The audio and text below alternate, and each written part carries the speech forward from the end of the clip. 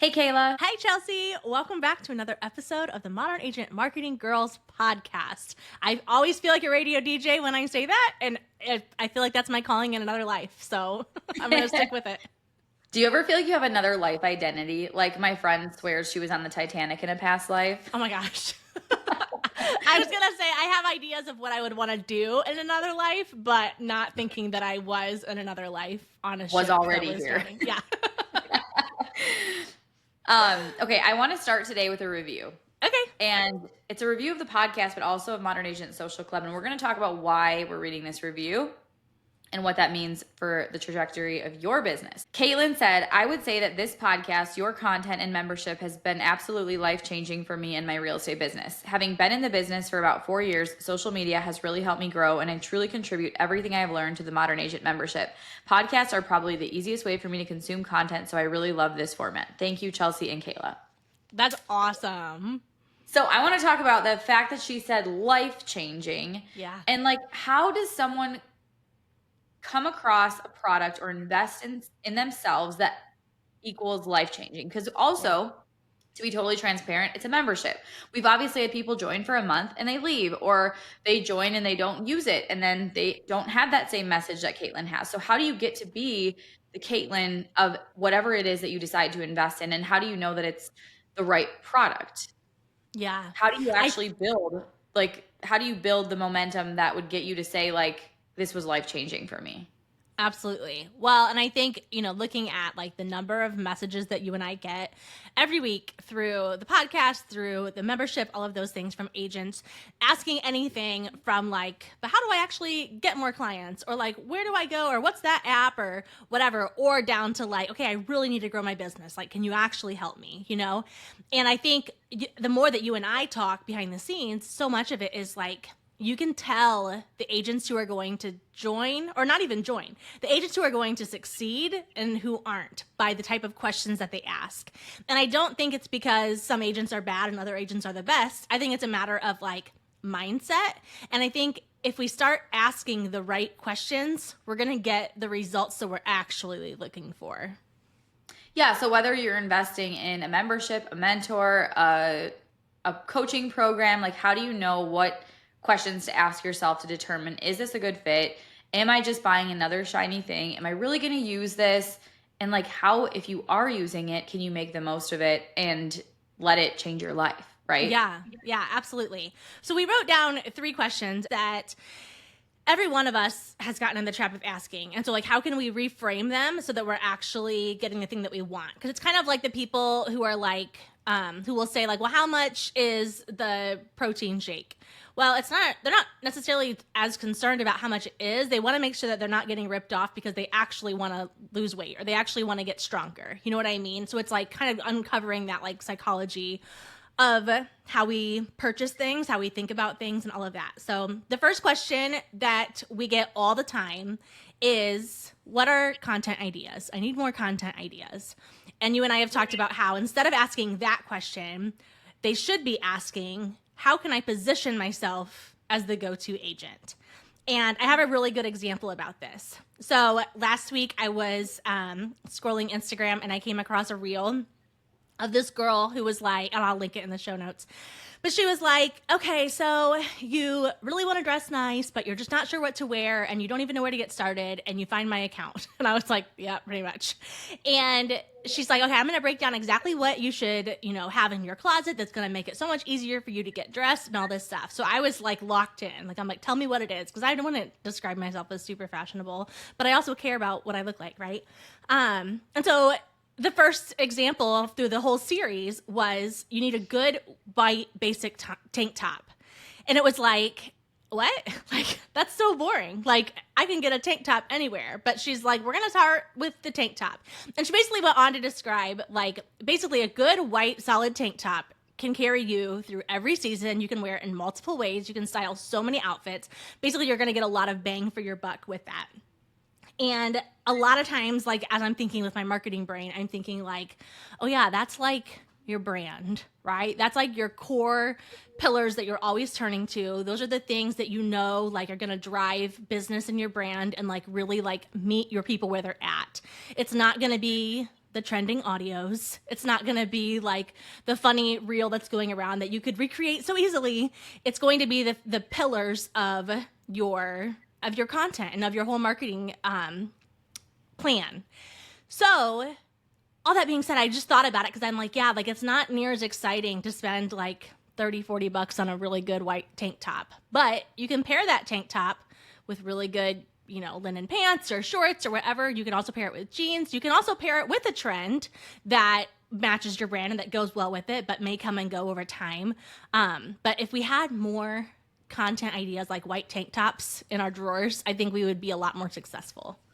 Well, the white tank top is the staple piece. It's the piece that can go so many different directions, but in and of itself, it's timeless. And that's with a marketing plan and social media. You need a timeless strategy that's not changing every week because things change every week, right? I was actually just recording a podcast with Mariah Stockman from Made for Mothers, and she talked about how she's like, you being in a content membership must have had to change like a million things because Reels came out, like TikTok came out. Now this is not happening. This is not cool, blah, whatever. And I said, well, the strategy behind all of it is timeless. But yes, there is like a lot of like just keeping agents in the know of like, how can we now maybe shift it to this format or whatever. But it all really goes back to the white tank top, the timeless thing, the piece that's going to be your staple regardless. And I think of my own closet, and honestly, I've been in this phase of life where I am like, get rid of everything that I don't love because I'm sick of clutter. I'm sick of like all this stuff. I just want it out, like get it out. And I'm looking through my closet and I have like, here I am like dividing things up into bins. And like I have, what's in the like most bin is like costume/Vegas. Why is what I determine this bin to be? Why do I have bins worth of stuff related to a category called costume/Vegas? I love to shop. I shop too frequently, if you ask my husband, but I have nothing to wear. Why do I have nothing to wear? Because I'm buying stuff in the costume/Vegas category, which I just got out because we're going to Vegas on Friday. This is the best thing I've ever heard. Like, I feel like I've just gotten to know you so much better right now. Okay, well, so I go through this bin yesterday because we're going to Vegas on Friday and I wanted to buy new things for Vegas. And Mark's like, why don't you look in your Vegas bin? And I was like, okay, whatever. So I go pull up my Vegas bin. I'm like, I think it's a little more heavy on the costumes. But like, I have like a gingham dress that looks like Dorothy. Well, I can't get rid of it because what if I ever want to dress up like Dorothy? Who knows? Oh my like, gosh. This is I'm sure you guys have all these ideas, ladies and gentlemen. all these ideas of who I am as a person right now. But I don't dress up in costume weekly or anything, I swear. I just love Halloween. Okay, anyways, so all I could think about as you're saying this white tank top example is like, do you know what I need in my closet? A freaking white tank top. Yeah. Like the tank top I could wear underneath these overalls. I could wear them with a cardigan. I could wear them with jeans. I could wear them with linen pants, wear them with shorts. But what do I have? I have a bins full of Vegas costume stuff that I never wear. And now I'm going to Vegas and I still don't want it. Like I'm still like, no, I want something new. Yeah, so, exactly. Yeah, when maybe you need have a shopping therapy lesson, who knows? But I think even just general therapy might be good for you, but I think this now next time I come over, I want to see everything in your bin, or maybe you should show pictures of it when this airs. Show it on our stories so we can all. Well, here's another angle to this that is actually super important right now.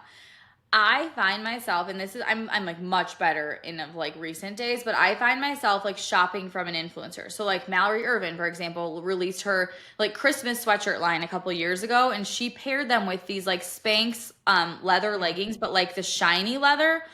When am I going to wear those? I have 3 colors of them, but I'm like, so that goes into this, like it's just, I need, and this is where it comes back to you and who you are and why we teach this in Modern Agent. I'm really good at it with marketing. I'm really bad at it with clothing. Okay, I can make the connection. But these are so good. It's you're having all this content that's super heavy on trends, that's super heavy on what fits someone else, what's super heavy on like, okay, this really doesn't align with my personality or the business I'm building. Like I have really learned in the last probably 6 months, like I will know if like, even if I love Mallory, I love her clothes, I'll be like, yeah, I'll never wear that. Yeah, that doesn't look good on me. Nope, not for me. Like, I don't like that color. I don't like frilly. I don't like boho. Like, I've really gotten clear on what does work so that I stop buying stuff that doesn't. Yeah. And I love fashion. I love to have fun with it, which is why I have a lot of pieces that really aren't, repetitive at all or timeless. I think it's fun to wear the one outfit that's like gonna like feel really exciting and fun in the moment, but probably can't even get repeated or reworn, you know, but it makes me feel good. But even with that, like even with something on social media, with your marketing, like you can still do the fun, maybe like a little bit different thing. Like I encourage it, but make sure it does feel like you. Make sure it is relevant to the brand you're trying to build and the things you want people to say about you. Yeah. Oh gosh, that's so good.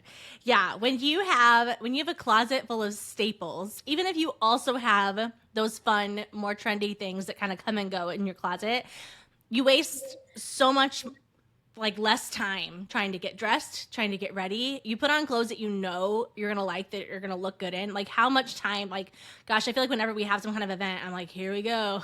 And I like walk to the closet, like, all right, which one am I gonna wear? And then I always get this like urge to like put these new, you know, like outfits together that I've never done before. And then I'm like, I don't feel like myself at all. It's just that whole thing.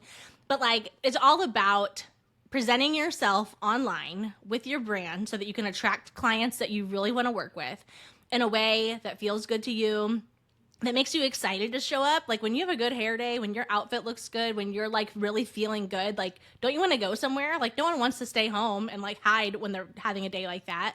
And so we basically want modern agents to like have those days all the time because they are so crystal clear on like what works best for them, what complements their brand and all of those things. So the basic white tank top, it's not exciting, it's not sexy, but it's a thing that's going to actually move the needle in your business. Okay, so I have one more comment about the white tank top because I also think you can use it as a metaphor for like your signature series, which we've talked about a lot.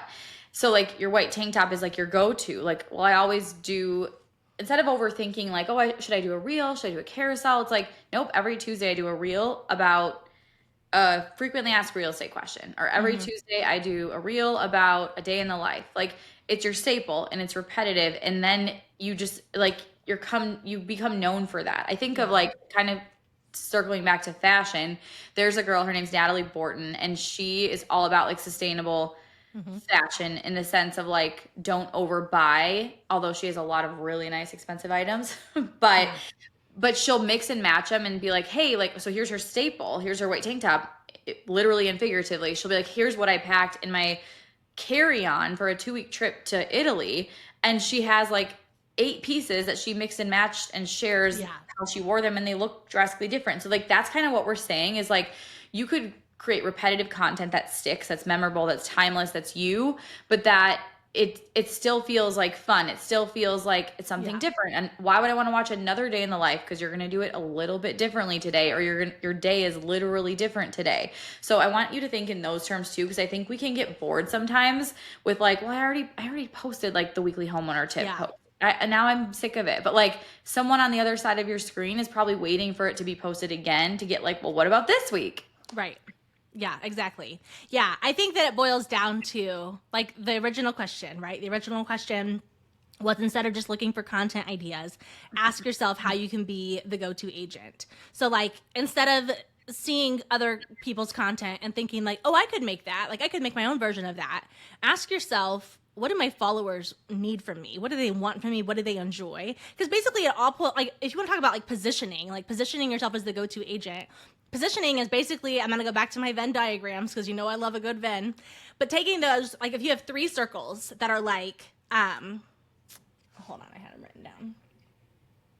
Okay, if you had 3 circles that were like, one circle was like things that your people love, like your followers love. And then you have another one that's like things that you love. And then another one that's like all about how you can help people. And if you like figure out where those things intersect, that's your white tank top. Like that's your staple that you turn to again and again and again. That's always going to look good on you. That's always going to feel good to you.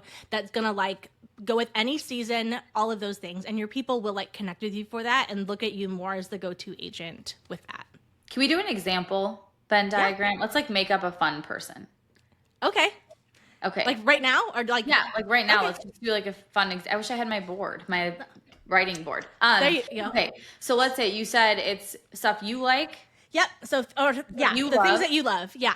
So what do you love? So let's say I'm going to make up a person. Let's say they love, I got it.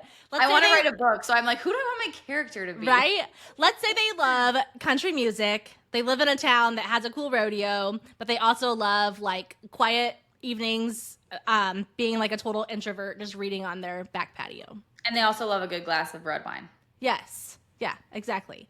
Okay. So then you have what their people love, okay? What their followers love. Let's say they love seeing like outfit inspiration while we're talking about outfits. So every time that she shares an outfit with like really cute cowgirl boots and what she's wearing to the rodeo, they're all bought in.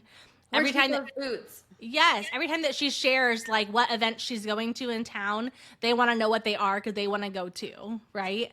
And maybe they, whether or not they are introverted or whether or not they like love their backyard, everyone has that like favorite spot in their house, right? So if she shows up on her stories every week and just shares like, it was like too peoply outside, right? And I just needed this time and I like love my little escape. Everyone can relate to that somehow, right? Yep. And or she's like, here's what I'm reading, which is like her wind down time. For someone else, it could be a walk around their neighborhood or a TV show. But it's the fact that you're relating to, they also have that time where they need to take for themselves. Yeah, exactly. It doesn't have to be exact. I think that's what we're trying to say. Like, yeah, your things are going to be exact, but that doesn't mean only someone that thinks the exact thing is going to relate. It's going to be like, oh, I see myself in that.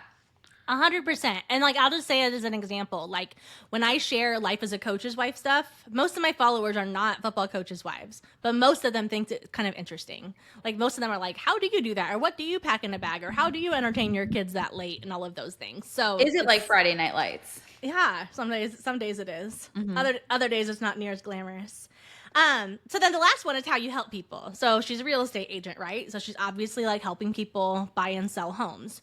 So how could she take her brand and what people love and make that part of her content strategy so that she could get more clients? What would you say? So if we're going to go to your white tank top, I would say, and this doesn't have to be every week, but let's just start with like your stories. So anytime you do kind of maybe you get dressed up for the day in your cowboy boot outfit, it makes you feel good. That's what you wear to show houses. You have like your signature look. You take a quick mirror selfie as you walk out the door and you put on top of the text on top of that is like what you have going on today, like showing houses in this neighborhood, listening to this country new, like maybe Morgan Wallen's new album's out, listening to Morgan Wallen's new album. So you're popping in that little splash of personality, but it's not all about, you're not like creating a whole post about how much you love country music. It's just woven in. Right. You might have something else on your like to-do list for the day, like go to a closing, grab a closing gift, get tickets for the rodeo, whatever. And that's like a story. Now, a piece of content, how would you flip that into content? If you had like a weekly reel that you did like a answer to frequently asked question from your clients or the public or whatever, you could be wearing your cowboy boots in the video when you give the answer. Like it could just simply be something you have on, or like your B-roll clips, you could have cowboy boots on and you could choose country music to overlay them with whatever the reel is about. Maybe it's like an FAQ, but it's just text on screen. FAQ, like how soon should I talk to a realtor before if I want to buy a house by Christmas? I don't know. And then you have country music with your cowboy boot B-roll clip, and your caption in the text is about like what is the answer, right? Yeah. So it's not necessarily, and we talked about this when we had my realtor Caitlin on. She said like you can be, your brand doesn't have to like claim a title like I'm the cowboy realtor, I'm the country music realtor. You're not saying that. You're just doing it visually and you're doing it subtly. So like subconsciously people are like, you're building this brand without ever like telling anyone you're building the brand, but it's happening every single time you show up. Yeah. Like, and again, myself as an example, did I ever carry a football to a closing? No.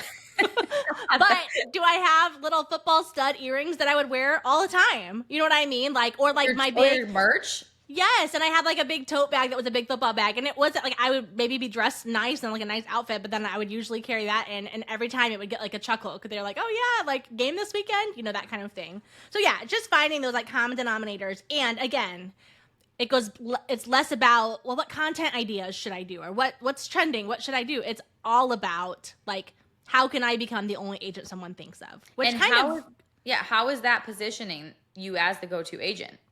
Because as you're showing up, like you're, instead of overthinking, what do I put in my stories? You're kind of, you have these like little micro moments that you're repeating, like the night on the patio, like the quick behind the scenes that you're showing, the fact that you're turning on a country music station in the car in between, or you have that overlaid on your content, like those little things of showing up is going to connect, and then people aren't going to forget you because your content isn't boring. It's not in the sea of gray. Everyone else is posting the same thing. It's like, no, this is what's our character's name? Brooke. It's Brooke's brand. And I can't think of anyone but Brooke, because now when I go out to the rodeo, I'm like, oh, Brooke, she loves rodeo. Now I go see cowboy boots on someone. Oh, Brooke, she's always wearing cowboy boots. Yeah. Now I hear Morgan Wallen's new song. I'm like, oh, Brooke, she always has the country music on her content. You know what I mean? Like, which seems so silly, but it does. It creates it immerses someone in an experience with you, and like makes them feel something. And like, it creates this omnipresent effect where like you are all of a sudden everywhere without paying for a billboard, without putting flyers on your neighbors'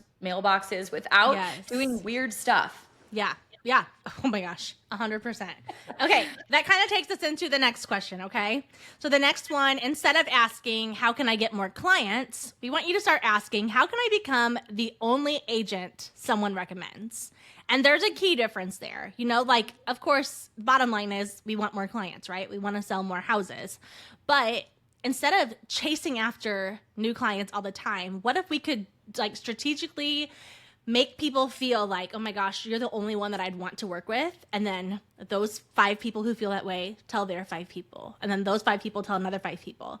I kind of compared it to, I always say like the agents who are like constantly chasing new leads, constantly looking for new business, constantly paying for leads or whatever else it is. It's like they're on a hamster wheel and they can't get off. And they're like running and running and running. And they're working so hard, but nothing that they're doing is building a system where they can finally step off and still sell real estate, right?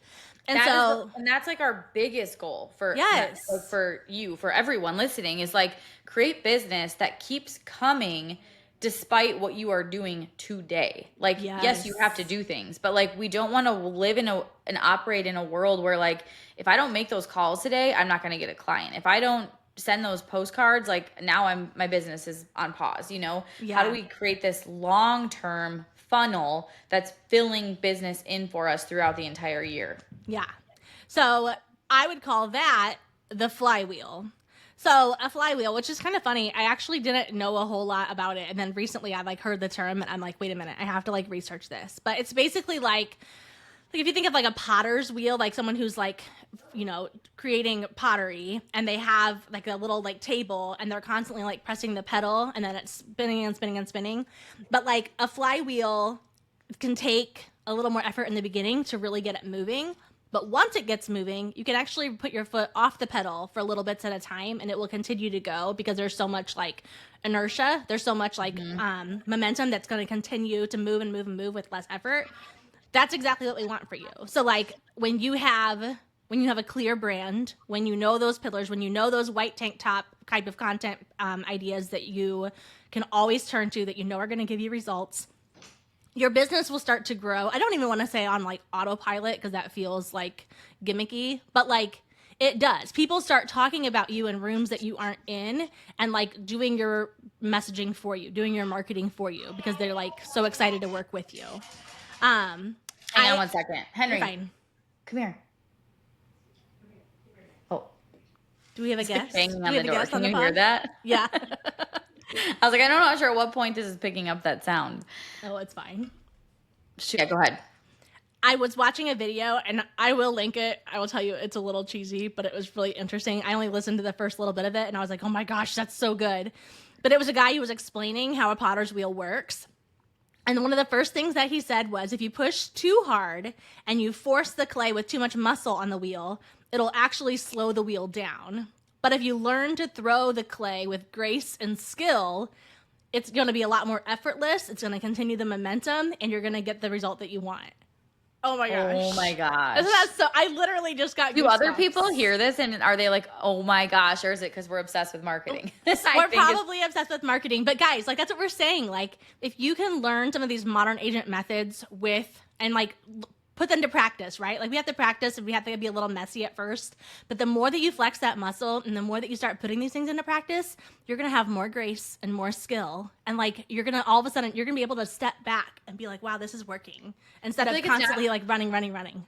Right. It's not going to feel like you're trying so hard either. And sometimes I think you're going to go through a phase if you're starting out where you're trying to figure that out, and it might feel like, oh, I'm trying this, I'm trying that, like whatever. And it might feel messy and it might feel kind of chaotic. But then as you start to kind of just lean into the things that, again, if you go back to Brooke, her example with the country music, like you're leaning into who you are. It doesn't feel like there's this resistance because it's who you are. And you're kind of bringing that to light in a way that's going to help people be like, oh yeah, like I get that too, or I listen to that too, or I love that, blah, blah, blah. Like it just becomes easier and more effortless feeling. Not that it doesn't take any time, but that it takes a lot less time. Yeah. Yeah. It's so, so true. Yeah. If you, again, it's that forward facing energy, right? So in the beginning, it's going to take a little bit more. It can feel like a lot of work trying to narrow down your brand. And it can feel like a lot of work trying to like make those decisions at the beginning, even just like getting in the habit of showing up every day, showing up on stories, like posting something, recording yourself on video. Like that can be so draining of your energy at first because you don't know what you're doing. You don't feel good about it. But over time, you're going to continue to improve. And then as you improve, all of a sudden you're going to like get in a groove. You're going to find your rhythm. And then you're going to see like that wheel is moving. Things are forming. And you can actually like look back and be like, wow, this is actually a lot more effortless now. Mm-hmm. And that's not going to happen in a day. It's not going to happen in a week.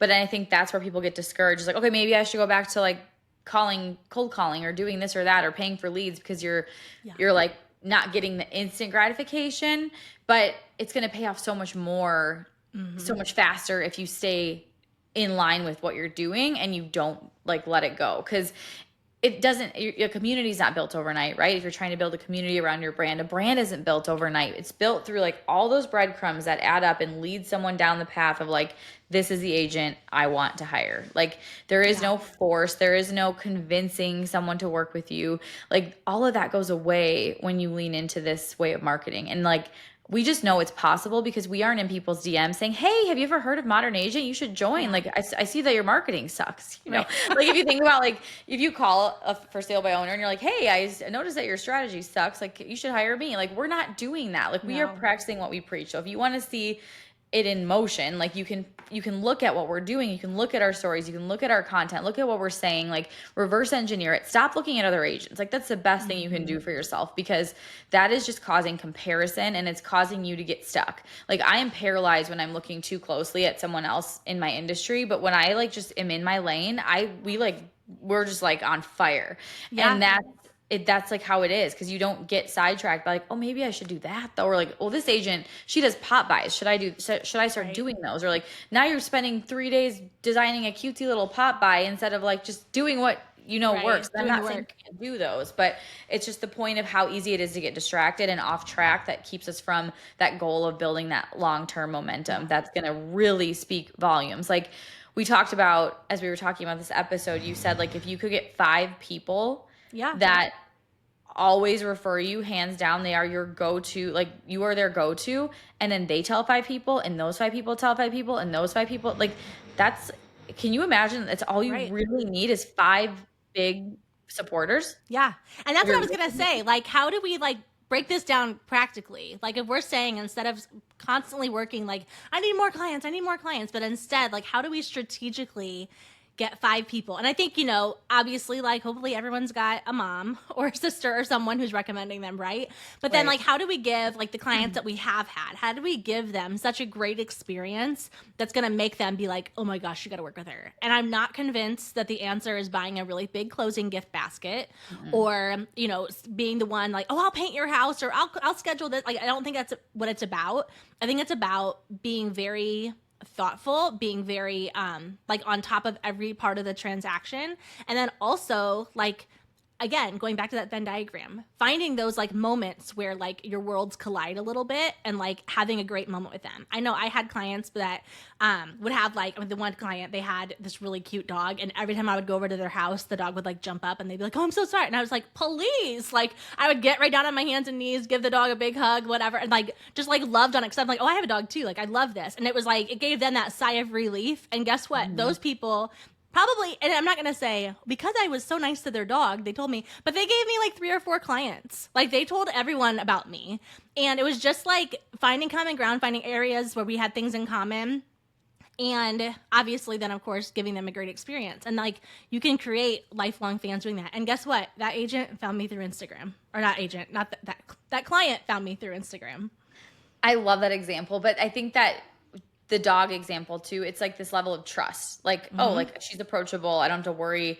Like it takes that pressure off of like everything has to be like very perfect right now. But I also think when you think about what is like a buyer or a seller's biggest like concern or stressor or need, or like asking them like, you know, what concerns you the most about buying? What's the thing holding you back? Like getting really deep into like these questions can be asked at a listing appointment. They can be asked at a buyer consultation. They can be asked in a questionnaire to some degree, but like sitting down and listening to what they say and communicating. Like good communication is going to create a really good experience paired with being like an approachable agent. But with all of that being said, the cool thing about what we're saying with all of this and how you can use Instagram and social media to put yourself out there in this way, people get a glimpse of that before they work with you. Yeah. They get a glimpse of like, you know, I don't need the agent with like all the awards. I don't need the agent that has like the most listings in town. I don't need the agent that's the cheapest. I want this one because I like them and I feel comfortable with them. And that's who I know is going to provide me with a good experience because I can see it happening before my eyes, right? Yeah. And you know, none of this is like as sexy or exciting as like spend $2,000 a month and you get 45 leads and you get this and that. It's not near as like exciting, but it's a lot less gimmicky and it's a lot more sustainable. Like when you treat your business like a flywheel instead of a hamster wheel, every little thing that you do is going to build momentum and it's going to like pay off tenfold with time. So like you have to stay patient, but you're going to be able to continue to sell real estate, even if it's slow right now for you, even if you're just getting started or if you're just, you know, starting to take it seriously or whatever. But over time, you're going to build something that's way bigger than you ever could have imagined. So I love this so much. Well, I just saw this post that is the complete opposite of this that I like have to just bring up, and I'm not going to get the numbers completely accurate, but it was saying like this agent had 300 some leads from open houses in the last year, and he closed like 13 deals or something very close to those numbers. I might be a little bit off, but in my head, what am I doing? I'm doing marketing math. I'm doing lifestyle math. I'm doing dollar for dollar math, which I think we're getting into in a minute. But I thought like, okay, if he closed 13 transactions from open houses, but he got 300 leads, let's say he did 2 open houses a weekend for the entire year, which is out of control. Yeah. Talk about lifestyle. That's 100 and whatever open houses, 52 times 2, 104 divided by 300. I don't know. I can't do math. Let's say he had 3 leads per open house on average, because you're probably not anywhere. Some might be 10, some might be 0. You know, you do an open house, no one comes. But all I could think about was the time spent versus the income received, and that all of those people didn't know him at all. That's great. He did a great job. That's a great way to get going in real estate. But like, no one knew him. No one knew what it was like to work with him. No one knew, like, I don't know how well those 13 transactions went. I don't like, was there a lot of resistance? Was there trust? Was there like, they regretted it hiring an agent from an open house because they didn't even know what they were getting into. Like, you hear that all the time. So all I could think was like, that's a lot of effort and a lot of time for what the result was. Another story I heard once was like this 2-person team.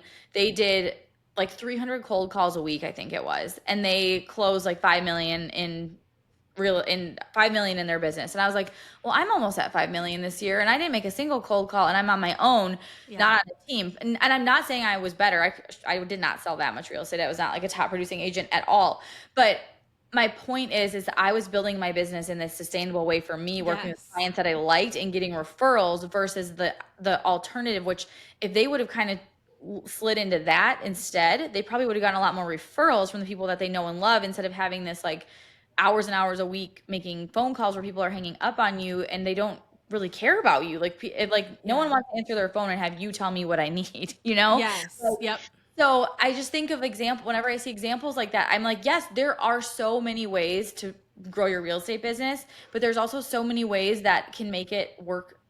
And again, this podcast and the things we talk about, it's for the agents who want this. I'm not going to convince the guy who loves the cold call. They probably enjoy it, to be honest. If you're calling that much, you think it's fun. You're like, I want to see if I can convert, like that mentality. We're not really about we are here for the people who are like, no, that's not me. Please tell me a different way. And that's why we're talking about this today. Yeah. Well, it's about modern marketing, right? Yes. Cold calling is not modern marketing, and it can still work for people who want to do it, but that's not what we teach. So I love that. Okay. Question number 3. This one is, instead of saying, what does it cost? Ask, what's the return on investment? So one example that I have for this is first of all, how much random crap do we buy all the time? Because we're like, oh, that's fine. And then you get it and it's disappointing, or it doesn't quite match up with the picture or something. I remember I bought Levi, my oldest, years ago for his birthday. I wanted to get him one of those big crocodile games where you had to press down the teeth and then eventually it would snap shut. And I was seeing some, they're not made as often anymore. I was going to say they were maybe $45. And I was kind of well, I don't want to spend that much on a silly little game. I just thought he would think it was fun. And I found one for $7. And I'm like, oh, great. And I bought it and it literally showed up. And it was literally this big. I'm not kidding. It was not even 2 inches. And I was and it didn't even work. The teeth were breaking as you press them. And I'm like, oh, this is what happens when you try to get a deal, right? But this is all about all the things. Everywhere you turn, someone is selling a guide. Someone is selling something. And I'm going to be real honest. I've bought a lot of things like that. A lot of them are great. A lot of them are super great. And there's nothing wrong with that. I've sold things like that before too. But also, I have just learned for myself, and I think that a lot of agents do this too. A lot of times we buy those things because they're only $27 or they're only $47. And we think on the other side of that PDF is going to be that secret answer that we just haven't quite unlocked yet. When really, once again, just a spoiler alert, that secret answer is that white tank top that you haven't invested in because you're like, well, I want to buy something cute. So when we purchase those things, when we start getting shiny object syndrome and turning to all of these different places for more resources and more gimmicks and more trends and tell me what I should do, we end up with no ROI. You know what I mean? Either it's way too much information and we can't even absorb it, or guess what? It actually wasn't the thing that you were looking for. And the things that were in that were already things that you've heard before and that you knew, you just didn't want to put into practice. So this whole idea of cost versus return on investment, it's true for when you're buying things that are really cheap. And it's true for when you're buying things that are more pricey. It's true for an agent. I want to think about how many agents will instantly discount their commission to get a deal when if you could lead with the return on investment you're getting your client as a result of what you charge. And I don't want to get into a whole commission conversation, but it's the same thing. It's so the same. You could hire the cheapest broker in town and you may not know at the time, but you could sell your house for $75,000 less. You could have very significant priced issues that happen throughout because that agent didn't do their due diligence, because they didn't whatever. You could also hire the most expensive and have the same thing happen. Right. The point is that how are you leading with your value, and how are you demonstrating what the return on investment is for someone? But I think what we're getting at is to be more mindful on what you are investing in personally, and instead of just looking at a price tag or this is cheap or this is whatever, but what's the return? You guys, real estate agents, you get bombarded. I started this business in 2018. There was maybe a competitor or two at the time. They are everywhere. I almost feel like I'm in when you're playing the lava game and you can't touch don't touch the lava or whatever. Oh my god, it's just everywhere. You can't avoid it. It's just I see them in my ads and my feed all the time, and I'm just oh my gosh. And a lot of times it's leading with only $29. They're leading with the price because they have nothing else to stand on. It's your discount broker. No one come after me. It's just I have had really bad experiences. It's you're leading with the price. You're not leading with your value, and you have nothing else to stand on.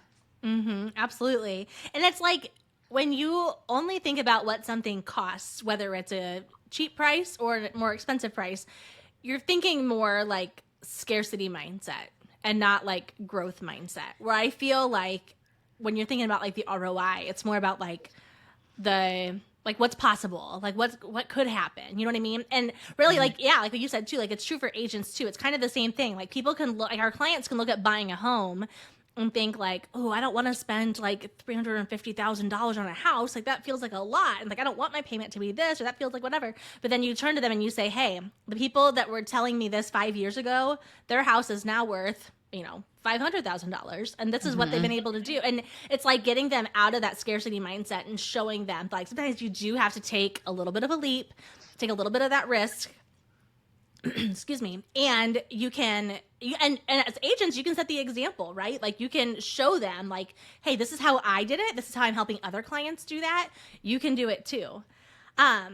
The one example that I heard before that I'm like, oh my gosh, this is like so good for this. I've been like looking for an opportunity to bring this into the podcast is all about like compression and how if you look at like a compressor, I actually just did all this because all my kids' bikes, all their tires needed pumped up again. And there's the option of like using like a handheld compressor or like with like pool floaties, right? You can like take the time to blow it up and then spit gets everywhere. It's a whole thing. Or you can purchase like an actual air compressor that's able to get the job done super quickly, right?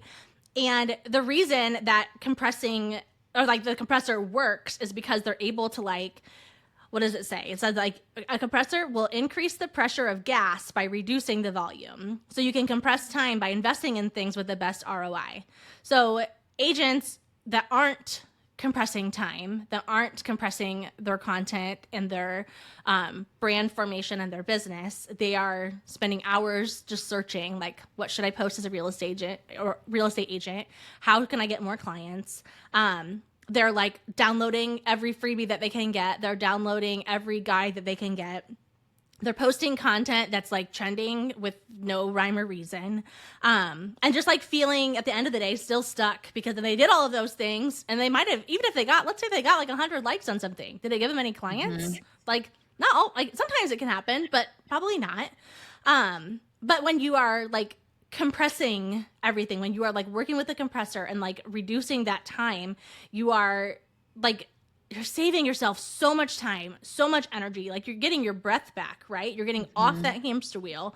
And of course, like agents can do this with like plug and play marketing systems, using strategies of people who have gone before you. Like if you're listening to this podcast, you're listening to two people who have gone before you, who have put these things into practice and who have seen, hey, this works. Do it this way. This will help you, you know? And when you compress that and like buy into yourself and buy into like invest in yourself and like see the ROI instead of just like the price tag, you are saving yourself. I mean, you could be saving yourself years. Like something that could have taken 3 or 4 years could now take like 3 or 4 months. Like, I mean, talk about results. If you're learning from people who have been doing this for 10 plus years, there's no other way. There's no way to piece together the plan that the knowledge they have fast enough to get the results they could help you get tomorrow. Like, so the question you really have to ask yourself is like, what am I actually trying to build? Like, as far as your business goes, what am I actually trying to do here? And what do I need to get there faster and with less chaos, with less stress, with less figuring it out or winging it or trial and error? Like you're skipping a lot of trial and error when you invest in someone that has gone before you, that's compressing the time for you. Right. Yeah. And you're developing that with like grace and skill, like we talked about before. So instead of like working so hard to like form that clay and make something happen, you're like gracefully and skillfully slinging the clay and like forming it how you want it to go so that you end up with the product that you've been wanting, which is like a business that supports your life, that allows you to have great financial stability, but also allows you to go on vacation and not feel bad about it, or turn your phone off at 7:00 and not feel bad about it. Like you can have both. It's not if and. Like you can have, or what is that? Is that the right phrase? It's not if then. If then, or whatever it is. They're not mutually exclusive. Yeah, no, like you can totally have both. And there's still going to be periods of some kind of a trial and error when you're applying it. But I think what kind of like tones it down, because it's so easy to get overwhelmed with things like marketing, or there's all these options, there's all these ways to go, paths to take, is really going like learning from someone you respect, who you trust, whose style you like, that aligns with your style. And that's going to make things just come like a little less stressful because you're like, well, I'm just going to kind of follow what they're saying and block out the rest versus like, well, I took this screenshot and this person said that and then this agent did this and this one. And now you're like, I have no idea what to do.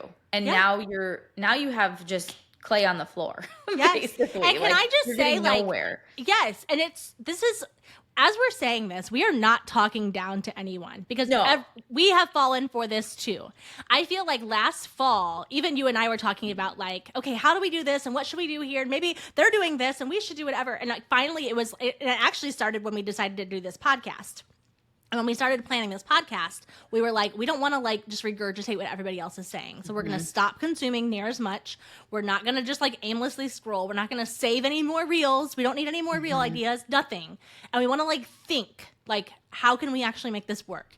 And guess what happened? The ball really started rolling. You know what I mean? Like things started happening in a way that felt so much more like us and so much more like it gave us the freedom that we were actually looking to have. And it allowed us to like impact the lives of so many more agents. So the same is true for you. Like as you're listening, if you take the time to like stop over consuming all the things, stop worrying about the price of this and you know, this is the promise, whatever, just stop it. And I know what's that? Is it Bob Newhart? It's a really old like. I thought it was a Friends thing. I think that they do say it on Friends too, but I know there's this old thing where he's just like, well, just stop it. Yeah. But if you just stop and you choose, like today is the day I am going to get off the hamster wheel and I'm going to do things differently. It might mean that your business is actually a little slower for a little bit because you're not chasing after all those people, but you're going to start doing the work. You're going to start investing in the things that matter and the things that actually move the needle. And that is going to allow you to like perfect those skills and to flex those muscles so that you can do things more gracefully and have like that breathing room in your business that you've been searching for. Do you know what I did too? The other thing I did let myself do is I would screenshot ads from other real estate memberships. So from competitors. I mean, they're not really competitors, but like what you would say is a competitor. And I would screenshot them and I would say, I want what we are saying to sound nothing like any of this. Like, cause this is watered down. It's a sea of gray. It's basically the whole, like the whole real estate industry that made me want to do this in the first place and build Modern Agent for agents who wanted to do it their own way. It's basically like that version, but for online. Yeah. Like it still feels that way. It still feels industry jargony, repetitive, redundant, the same, nothing stands out. It's like a blur. And I'm like, if they're saying that, I'm saying the opposite. If they're saying this, I'm doing the opposite. If they write this word, I'm never using it again. Like I started thinking that way. So almost leveraging like what they were doing and thinking like, I want nothing to do with the way they sound. And that makes you like, oh my gosh, that just opens up the floodgates of permission and B, freedom, but C, getting the people that really are going to love what you do because you're not trying to say the same thing and do the same thing. I listened to a podcast with Donald Miller yesterday about Bombas. Is it Bombas, the stock brand? Yeah. And they were playing their, like all their sound bites of like the things that the stock brand says. And basically what they did is they took like a regular athletic sock and they built the opposite. Like they built the complete opposite of what it was. And I was like, that's seriously what we're doing. Like we are like the second I see someone, like I used to use the word blueprint and then I saw someone else use it. I'm like, get that word out. Like, I mean, like I'm a little over the top about this, but like seriously, I'm so passionate. Like I don't want to be in the sea of gray and I don't want our members to be, I don't want the people following our Instagram to be or consuming Modern Agent Confidential. I want you to be able to stand on your own and carve your path without all of that noise. Like shut off the noise and shut it down. Yep, exactly. Yeah, I think that if you get in the habit of like asking yourself these questions, and I want to recap them in a second because I think they're worth writing down. But if you can really like write them down and like practice asking yourself these instead of the other questions that we typically ask, we're going to actually start getting the results that we want. We're going to build that momentum that we've been wanting to build and like actually start like enjoying the results of our work, right? So the first one was instead of ask.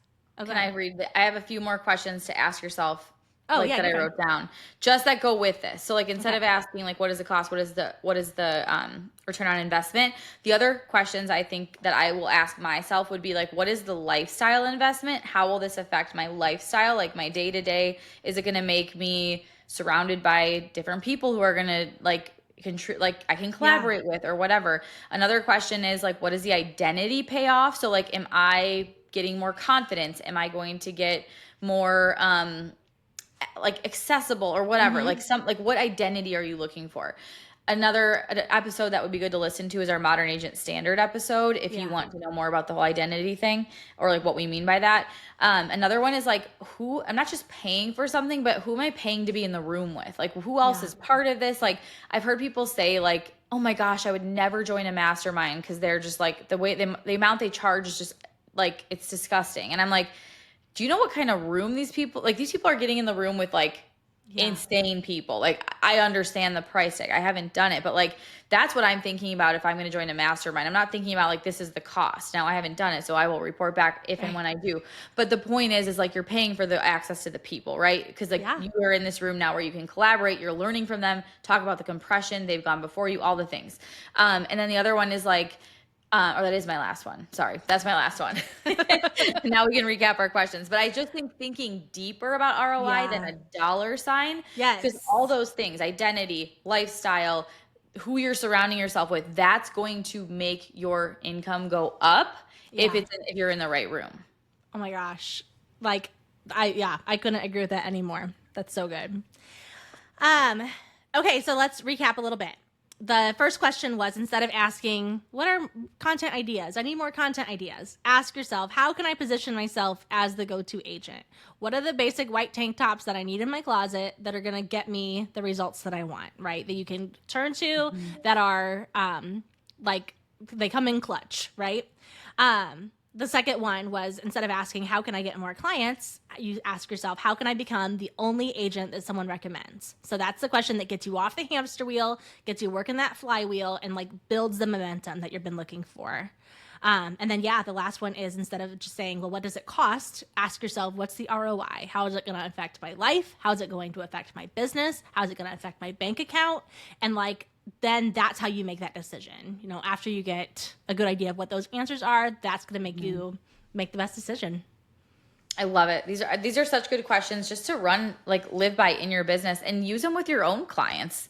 Yeah. You know, if I was calling, not that this is one of the things we teach. I don't teach this, but if you were calling and expired, get them off the hamster wheel of listing their house over and over at the wrong price or whatever, get them on the flywheel, working with you with a plan that, it's just, you can use what we're saying in so many aspects of your business besides just even marketing and investing. It's like, it's kind of something to live by as a foundation of how you operate. Yeah. 100%. And we love doing episodes where we're giving the ideas, where we're saying like, hey, do this listing idea or try these things, whatever. But like, again, the bottom line is if we're only giving you those ideas and we're not giving you those like little mindset shifts and like the different ways to see things, the different perspectives, we're really doing you no favor to all. So we like dripping episodes like this in once in a while. Yeah. And if you do like episodes like this, let us know. We just had a really good message from someone who said like, episode 21 got me off the fence and I joined Modern Agent. So listen to episode 21, whatever that is. Yeah. Exactly. That's the Modern Agent Standards episode, actually. Oh, is that one? Yeah. Yeah. And, I'll just sum it up with that. Like, of course, it might seem like, oh, this whole episode was just to get you to join Modern Agent. It is not at all. No. Like, we want you to listen to the people that you trust the most. We want you to follow the agent's advice that you trust the most. If it's not us, then just turn us off. Then stop listening. Never listen again. Yeah, totally fine. But you're probably here for a reason, and maybe that reason isn't allowing you. Like, maybe you're still not quite ready to jump on board and join the membership. That's totally fine. We still love having you here, love having you listen. But we also know that, like, gosh, I feel like a lot of people have been sitting on the sideline for so long, and like, I mean, how many people last week finally said like, oh my gosh, I'm jumping in. Like, I'm just finally doing it because I've been thinking about this for so long. And like, just already they're starting to see results and see things in a different way that they're like, oh, that's how I can do this. Like, that's what this can look like for me. Like, that to me is completely priceless. 100%. And at the end of the day, we are here as the podcast to help you shift and change your mindset. Because when you do have those aha moments or that like, that's a good way of thinking about that. It makes you a better business owner, whether or not you even use social media or ever send an email or do anything that we're saying. If we can even shift your mindset to make you a better agent, that is a win in our book. So keep listening if that's all you even want out of it, and that's totally fine too. Yeah, I love it so much. Chelsea, this is another really great episode. I love podcasting with you and our Me marketing too. It's so girlfriends. fun. I love That was this awesome. topic. It's really good to kind of break away from like talking about, you know, for example, content ideas and screenshotting and oh my gosh, I should do all of this, and kind of get back to like, okay, what about like the big picture? And I think that's true for everyone. Like we said, we had that aha moment in December or whatever last year. So it just kind of gets us all back on track. But I hope that you all enjoyed this, and we will see you next Tuesday. Bye.